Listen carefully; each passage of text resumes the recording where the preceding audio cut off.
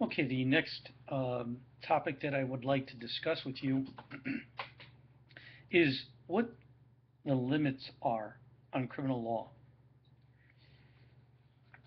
In the 80s and 90s, we saw many laws passed by Congress that were critical, or that were criticized, I should say, by several legal scholars about concerning whether or not Congress was criminalizing areas that they had no business criminalizing based on the fact that areas are already regulated by the state governments.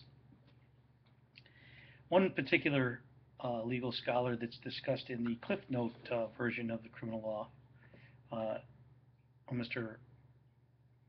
Walker, complains that many laws that are on the books criminalize behavior that doesn't harm anyone, and should behaviors that do not harm anyone or that harm the public in general, should they be criminalized? And one area that is very controversial and is currently um, very heavily looked at by individual states is the decriminalization of marijuana, which is an important topic for this module because, as you will see, this is a discussion board issue, and this is an issue that many states are currently looking at. In Connecticut, uh, although it has not been legalized as it has been in Colorado, the possession of small amounts of marijuana are, instead of being treated as crimes, are infractions or which are punishable by merely a fine and do not result in a criminal conviction. Many proponents of changing our drug laws, particularly the marijuana area, argue that small amounts of marijuana should not be criminalized and treated more like we treat alcohol sales, which is in effect what the state of Colorado has done. Proponents of legalizing small amounts of marijuana or possessory amounts of marijuana argue that it is no more harmful to a person than drinking alcohol. And certainly there is medical evidence that goes back and forth both ways.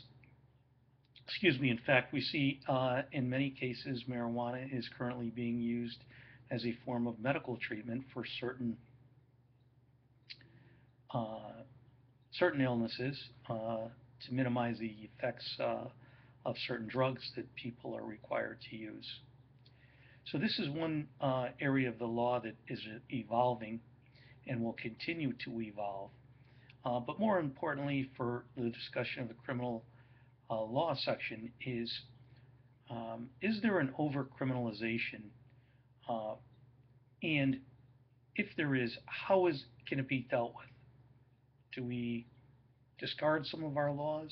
Well, some people argue that, in effect, many prosecutors decriminalize certain behaviors by um, the technique of um, plea bargaining, and that through plea bargaining, um, it is in effect a way of minimizing some of the criminal behaviors, but it is an important aspect of their criminal justice system. Without plea bargaining, our courts would be greatly overwhelmed.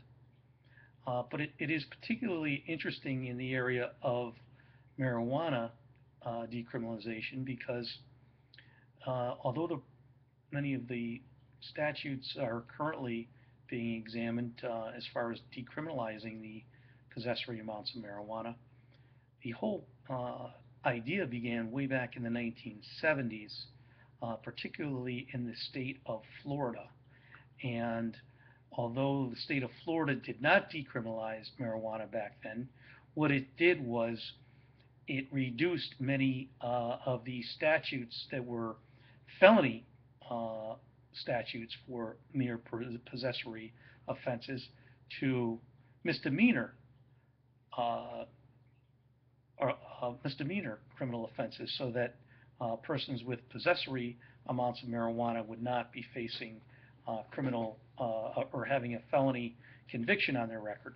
And the reason why this occurred was uh, many constituents in Florida of different senators were highly critical of the fact that their sons and daughters who were in college and were experimenting with marijuana were ending up having felony records, and all of the implications and burdens associated with felony records. So although this is a new current trend in criminal justice, and as we look around at the different states, most notably in Colorado, where in fact the sale of marijuana by certain locations is authorized, and possession of marijuana is no longer a crime.